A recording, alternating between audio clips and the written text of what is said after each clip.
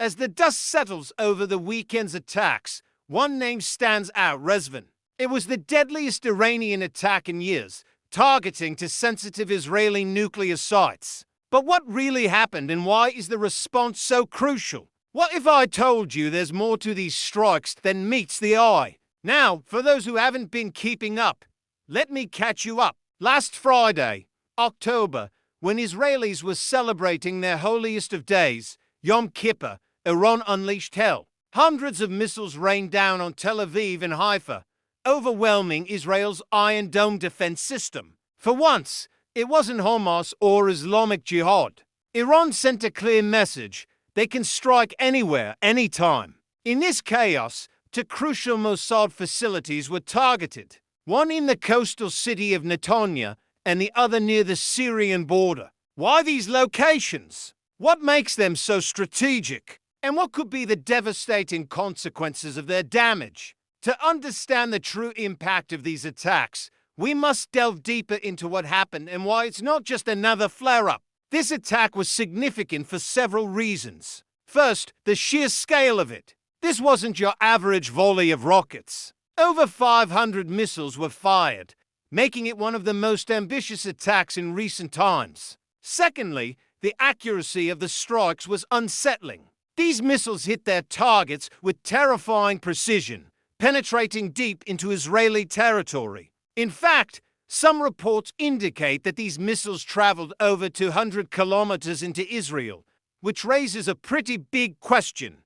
What's the range of these Rezvan missiles? How far can they reach, and what does it mean for Israel's security? And lastly, the timing couldn't have been more provocative. Launching such a massive attack during Yom Kippur, one of Judaism's holiest days, shows Iran's willingness to escalate tensions. It's a bold move that signals Iran's intent to challenge Israel on multiple fronts. The attacks not only caught Israel off guard, they also sent shockwaves across the region and beyond. Many are wondering if this is just the beginning. Will this attack be followed by more, and if so, when and where? So what's next for Israel, and what can we expect from Iran?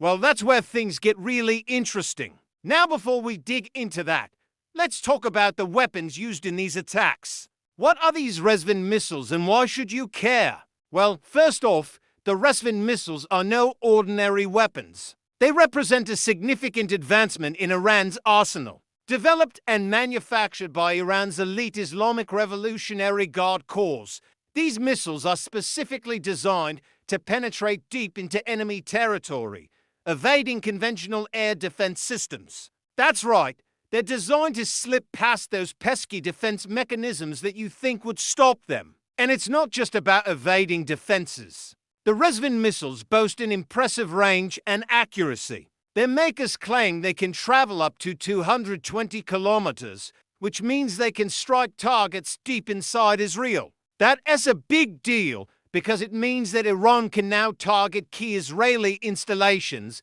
that were previously out of reach. It's like a new level of danger has been unlocked, and that's not good news for anyone.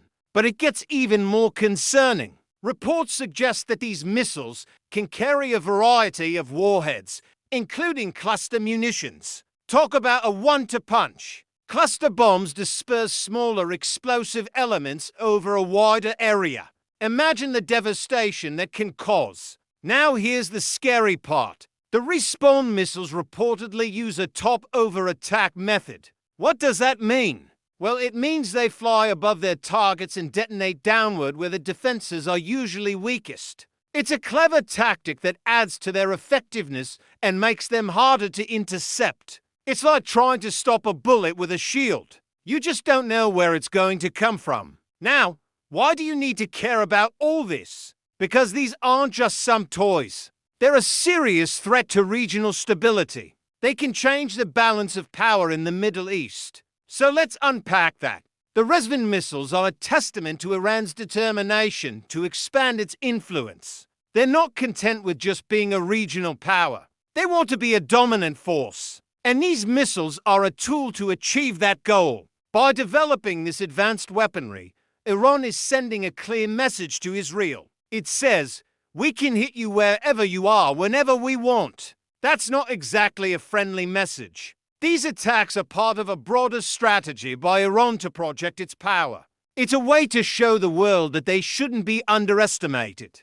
But here's the thing. The Middle East is already a volatile place, and Iran's actions are just adding fuel to the fire. They're pushing the boundaries, testing Israel's defenses and looking for a reaction. And when you play this dangerous game, you never know when it might blow up in your face. You see, Israel has responded to these attacks with a show of force. They've launched their own strikes against Iranian targets. It's a tit-for-tat that raises the stakes, and tensions continue to rise.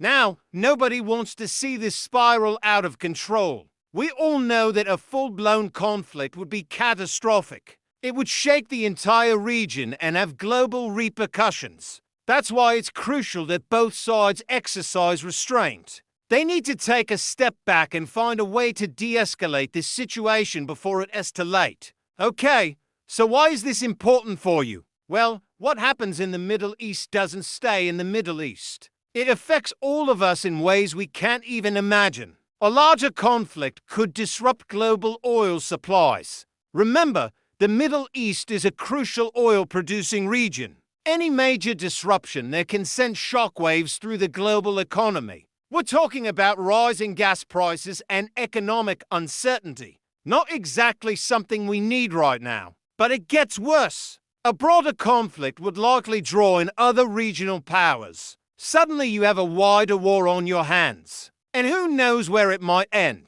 The last thing we need is another global conflict. We've seen enough of those, haven't we? Look, this situation is precarious to say the least. The attacks on Israel are a clear escalation. They signify a new level of hostility. And while Israel has responded strongly, the fear of further escalation hangs heavy in the air. We're walking on a tightrope, and one wrong move could send us plummeting into a full-blown crisis. The Rezvan missile is more than just a weapon. It's a statement, a challenge, and a warning. It says Iran is growing bolder. It can strike deep into Israel, and it won't back down. For Israel, this is a wake-up call. It's a sign that the old strategies may no longer work. They need to rethink their defense, their deterrence, and their response. The status quo is no longer an option. But let's be real here. Israel isn't sitting idle. They have a well-established intelligence apparatus. Think of organizations like Mossad and Shin Bet. Then there's the IDF, the Israel Defense Forces. They're not just sitting around twiddling their thumbs. They're gathering intelligence, formulating strategies, and preparing to respond. But remember, intelligence operations are a delicate game. There's only so much that can be publicly discussed. They work in the shadows to gather intel, to formulate plans, and to protect national security. Well, understanding what Israel's intelligence agencies are doing or not doing can give us insights into how they perceive the threat, their level of concern, and their potential response. If they're publicly condemning the attacks and vowing retaliation, that tells us they're taking it seriously. On the other hand, if they seem calm and collected, it might indicate that they expected this and have a plan in place. It's like trying to read their poker faces, except this is real life and the stakes are high. We can only observe their actions and statements, and even those can be interpreted in various ways. Are they making threats or issuing warnings? Understanding Iran's narrative can help us gauge their intentions and assess the potential for further escalation. How are the superpowers reacting? Remember, this isn't just a bilateral issue between Israel and Iran. It's a broader geopolitical problem. Are they condemning the attacks? Are they calling for restraint? Or are they remaining silent, hoping the issue will just blow over? Their stances can offer clues about how they perceive the situation and what they believe should be done about it. What are the lives of ordinary people in the region? How are they coping with the attacks, the fear of the next strike, the economic uncertainty? It reminds us that behind the political posturing and military build-up, there are real people suffering real consequences. But here's the thing, whether you live in the region or not, this conflict touches all of us in ways we might not immediately realize. So keep yourself informed. Engage in thoughtful discussions and support measures that promote peace and stability in the region. Your knowledge and engagement matter. And if you like this video, don't forget to show your support. Thanks for watching and stay tuned for more updates.